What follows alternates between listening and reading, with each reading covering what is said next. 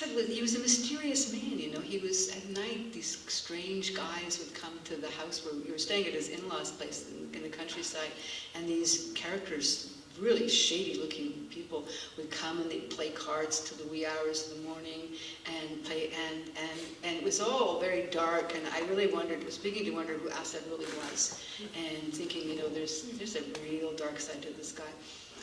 Years later, I found out what was going on, and that's that there was a plot to kidnap us, me and my producer and cameraman, and to take us ransom, as we've just seen this young family return. They were going to take us prisoner, ransom, kill everybody else that was around us, and take us and hold us for money. And Assad found out about it through his connections, and what he was doing was these characters who were coming, these scruffy-looking men who had weapons. He was bringing them into the house to guard us during the night, and he never told me. God, I had to open up in a way, and I was fascinated with what a question could be. The question could be a key that could slide into someone and turn and unlock them. That you could do that with the right question. You could actually open somebody and have them tell something. In some cases that they didn't want to tell, or some cases they didn't know how to tell. But that was what a question could do. And so again, about this ethical dilemma about questions, you know, that if a question can do that, and you become very skilled at that. And this is what I think about a lot in my job at As It Happens, you know. I'm very good at getting people to tell me things. And the only time when I don't think that's a good idea is when I think, you know, is this going to damage somebody if they answer this question? And that has come up in my life, where I walked away from interviews. Have you ever thought that maybe you needed him as much as he would come to need you? That's a very good question. Yes.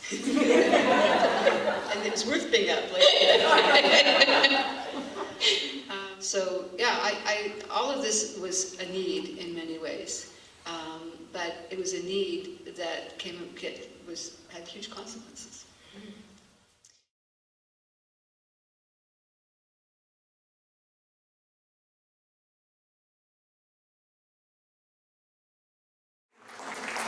I just have to say, I didn't know Christopher before this, but I was such a fan of his book that I mentioned one of them in my book.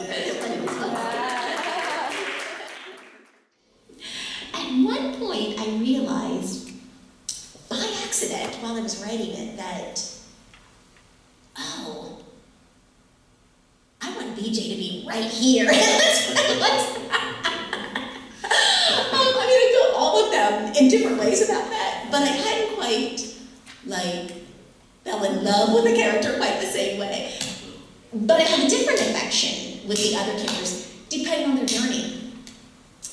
Because I knew the journey of Elliot is more maternal, because I knew what was going on. And it's different. Yeah.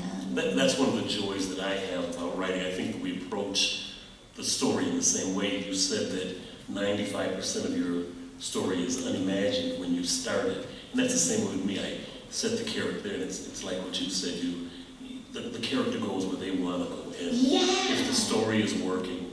I remember specifically with the Elliot in Indianapolis section that I was at a writer's retreat, and it was in Florida, and I would spend the day writing a chapter and by longhand, and then I would type it in. I wasn't going to have all those notebooks and type it all at once. I had to type it chapter by chapter. I never them.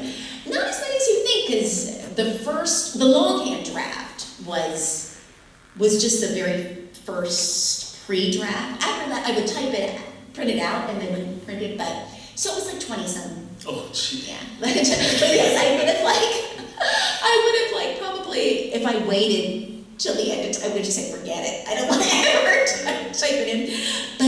But yeah, so I would spend the day writing a chapter, and then before I would go to bed, I would realize, oh, that's what's going to happen in the next chapter, and then write that the next day. So, yeah.